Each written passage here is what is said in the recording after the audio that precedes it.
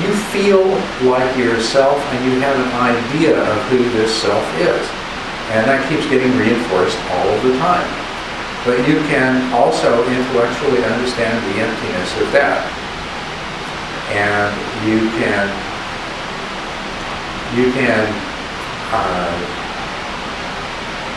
cultivate the recognition of that.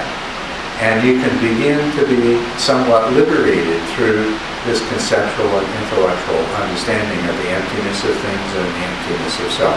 It makes you much less attached to things in the way that you were before, and much less vulnerable to being compulsively driven by desires and aversions. And that's good. As you keep moving in that direction, you develop more and more equanimity. The more equanimity you have, the less attachment you have. The less attachment you have, the more equanimity you have. The more you can understand the ultimate dissatisfactoriness of the pursuit of these illusions that are created by your mind, the more equanimity that you'll have. What is the role of the mind, and can you define equanimity? Well, yes, I can define equanimity. Sir. Repeat the question, please. Yes. What is the role of repeat the question? What is the role of the mind? I have to learn to do this, to repeat the question, especially if recording this. So you can all remind me. The question, or what was asked was, what is the role of the mind, and could I define equanimity? First of all, let me define equanimity.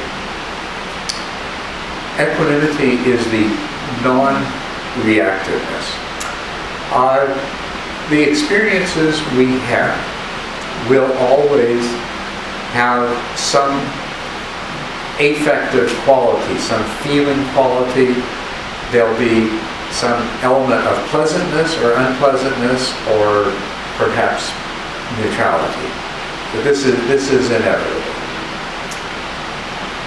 Normally, the mind reacts to that which produces a feeling of pleasantness. We want more of it.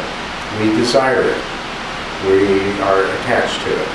And just the opposite, that which is unpleasant, we want less of it. We want to get rid of it. We have an aversion for it. We want to destroy it. We want to make it go away. And equanimity is non-reactivity. It's non-attachment. It's non-desiring. It's non-aversion. So,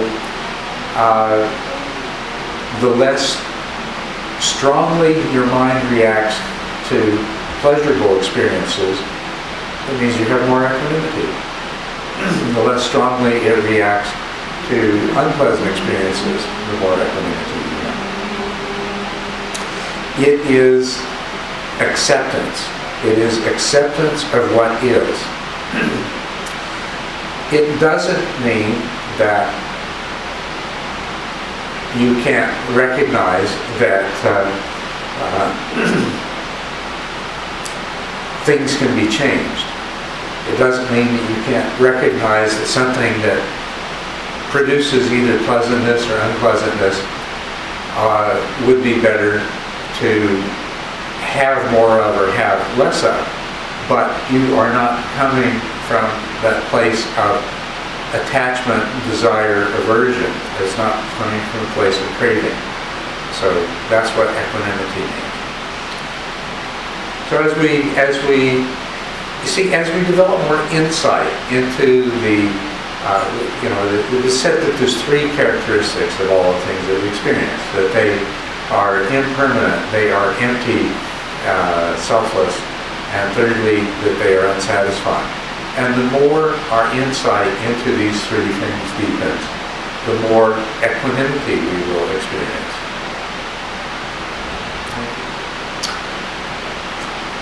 The role of the mind is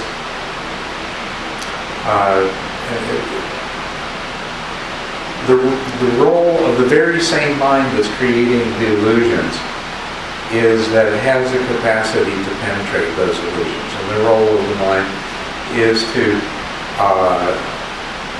penetrate its own illusions and ultimately, at least for a brief time, to cease creating those illusions so that you have the opportunity to see things as they truly are.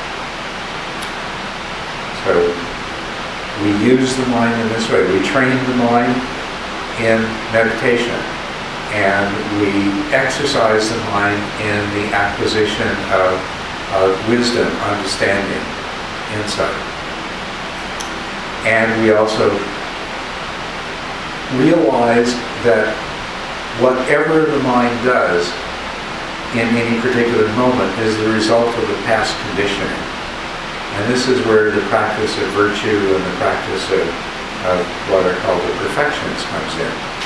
Because this is where we learn to condition our minds in a different way. If we recognize that we commit unwholesome actions that cause harm and contribute to the suffering of other beings because of desire and aversion, and we wish to overcome desire and aversion in ourselves, then we practice virtue. We practice the non-doing of these harmful sorts of actions. We practice non-harming and non-killing. We practice refraining from false speech, harsh speech, divisive speech, and idle speech. We refrain from